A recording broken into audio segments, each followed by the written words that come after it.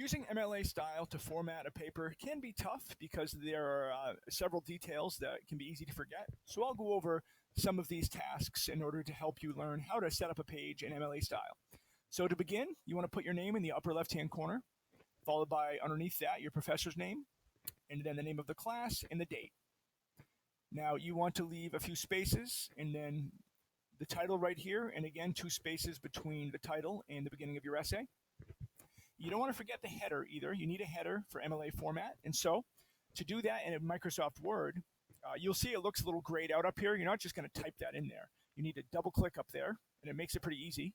You go up here to page number, top of page, and then you choose this one with the number way over on the right, and it puts the page number. It'll change the page number for you on page 2 and 3, etc. right there.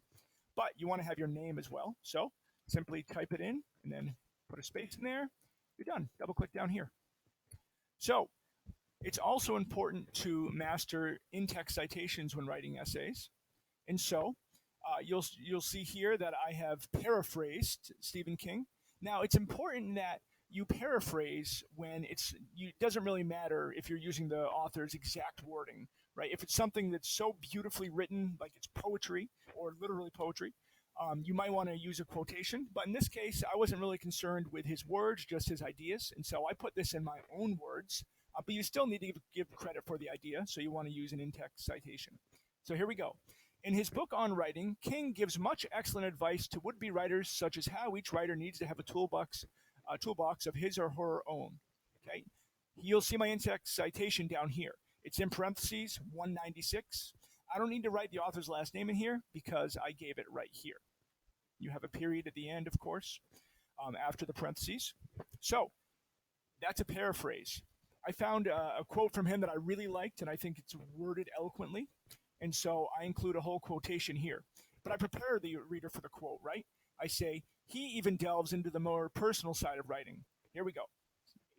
Begin the quotation. Writing is a lonely job. Having someone who believes in you makes a lot of difference. End quote. There's no period in here. Even though there was a period in the original sentence, you're going to save that period for here because that's the end of the sentence. King 22. Noticed I used the author's last name here because I don't tell you his name in this sentence here. I just say he. So to make it clear, author's name 22. That's a quotation. Similarly, I introduce a quote by Harold Bloom, the literary critic down here. I have a quotation. I name him. So at the end of the quotation, I don't need to put his name, Bloom, in there. I can just put 2003. And that's a quotation from him there. So there's how you set up the beginning of the essay. I've got a few examples of some in-text citations. Now here we go. Let's say it's the end of the essay. I finished it, and I'm getting ready to turn it in. I want to make sure that my works cited page in MLA style is correct. You want to make sure you always have it in alphabetical order. I've got Harold Bloom, the literary critic, quote, his name here, and then the name of the article. That was from Boston.com, where I found it, and that's the date that it was published. And here's the, down here is the hyperlink for that. Now, notice that I put the hyperlink on its own line, and I also indented it in here because if your citation goes onto a second line, you want to use an indentation. And then also, I've got Stephen King, right? His book on writing. Very simple to quote a book by one author. King Stephen on writing in italics because that's the name of the book. New York is the city where it was published. Publishing house Scribner, the year 2000.